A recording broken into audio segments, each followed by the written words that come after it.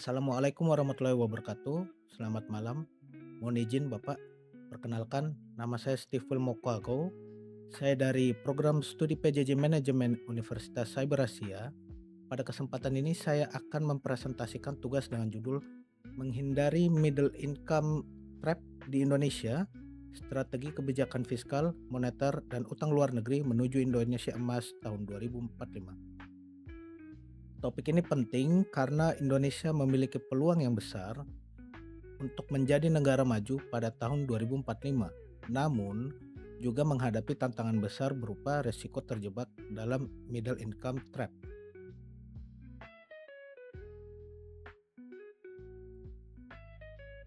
Pada slide ini kita dapat melihat posisi Indonesia saat ini. Indonesia telah berhasil keluar dari kelompok negara berpendapatan rendah dan sejak tahun 2023 kembali masuk kategori upper middle income country. Pendapatan nasional bruto atau GNI per kapita Indonesia telah mencapai sekitar 5.100 dolar US dollar. Namun, pencapaian tersebut belum cukup untuk menjadikan Indonesia sebagai negara maju. Masih terdapat berbagai tantangan seperti produktivitas tenaga kerja yang relatif rendah, ketergantungan terhadap sektor komoditas, serta inovasi dan teknologi yang belum berkembang secara optimal. Saat ini, pertumbuhan ekonomi Indonesia masih berada di kisaran 5% per tahun.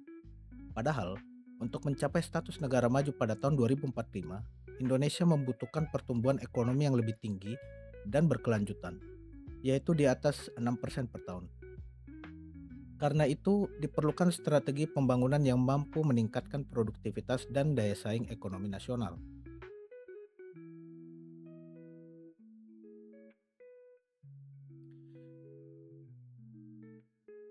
Berikutnya saya akan menjelaskan mengenai hasil analisis regresi yang menjadi dasar dalam penelitian ini.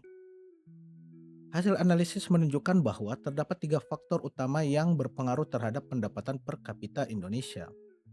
Yang pertama, investasi domestik atau PMTB yang memiliki pengaruh positif dan signifikan. Artinya, semakin besar investasi yang dilakukan, semakin tinggi pula peluang peningkatan pendapatan masyarakat. Kedua, ekspor. Ekspor juga memiliki pengaruh positif signifikan karena mampu meningkatkan devisa negara dan memperluas pasar bagi produk Indonesia. Yang ketiga, inflasi. Inflasi memiliki pengaruh negatif signifikan.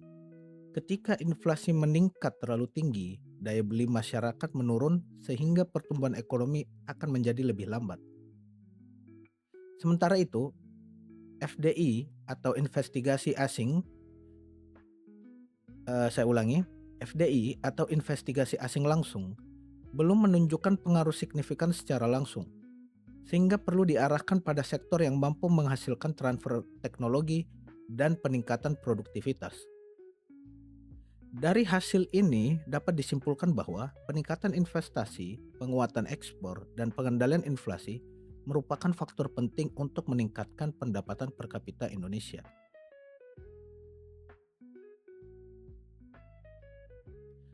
Meskipun ekonomi Indonesia terus tumbuh, masih terdapat sejumlah permasalahan struktural yang berpotensi menyebabkan middle income trap. Yang pertama adalah ketergantungan terhadap komoditas seperti batu bara, kelapa sawit, dan nikel mentah yang memiliki nilai tambah relatif rendah.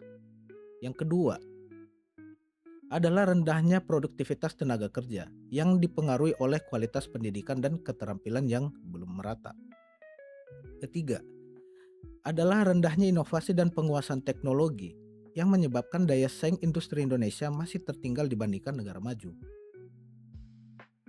Keempat adalah keterbatasan infrastruktur dan birokrasi yang menyebabkan biaya logistik tinggi dan menghambat investasi. Apabila masalah-masalah ini tidak segera diatasi, Indonesia beresiko mengalami stagnansi pertumbuhan ekonomi dan sulit mencapai status negara maju.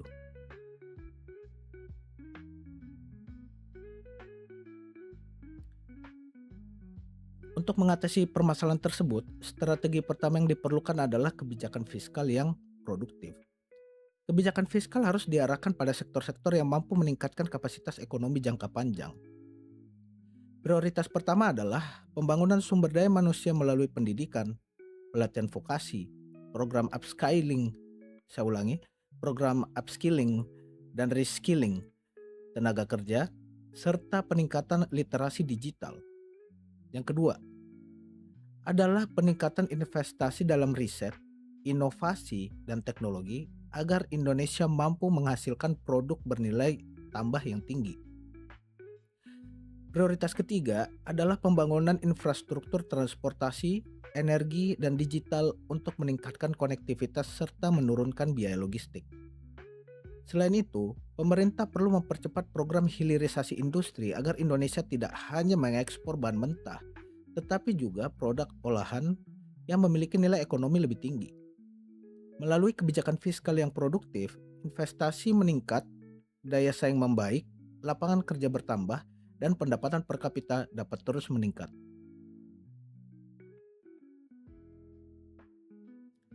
Selain kebijakan fiskal, Indonesia juga memerlukan kebijakan moneter yang efektif. Peran utama Bank Indonesia adalah menjaga stabilitas ekonomi melalui tiga pilar utama. Pilar pertama adalah pengendalian inflasi agar tetap berada dalam target yang ditetapkan Bank Indonesia. Pilar kedua adalah menjaga stabilitas nilai tukar rupiah sehingga iklim investasi menjadi lebih kondusif. Dan pilar ketiga adalah mendorong pembiayaan produktif, terutama bagi UMKM, sektor manufaktur, dan industri berbasis teknologi. Hasil analisis regresi menunjukkan bahwa inflasi memiliki pengaruh negatif signifikan terhadap pendapatan per kapita. Oleh karena itu, menjaga inflasi tetap rendah dan stabil merupakan langkah penting untuk menjaga daya beli masyarakat.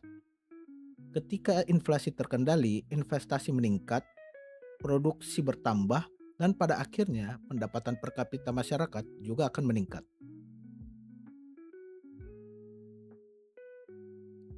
Strategi berikutnya adalah pengelolaan utang luar negeri yang produktif dan berkelanjutan.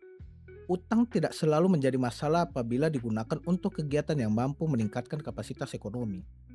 Utang sebaiknya difokuskan pada tiga sektor utama. Pertama, pembangunan infrastruktur seperti jalan tol, pelabuhan, bandara, energi, dan jaringan digital. Yang kedua, pengembangan teknologi dan industri bernilai tambah tinggi, termasuk hilirisasi industri dan pengembangan kendaraan listrik. Dan yang ketiga, pengembangan sumber daya manusia melalui pendidikan, pelatihan, penelitian, dan inovasi.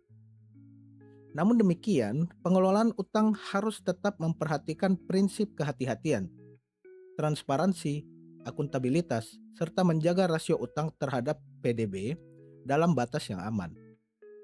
Dengan pengelolaan yang tepat, utang dapat menjadi instrumen pembangunan yang mampu meningkatkan produktivitas nasional dan mempercepat pertumbuhan ekonomi.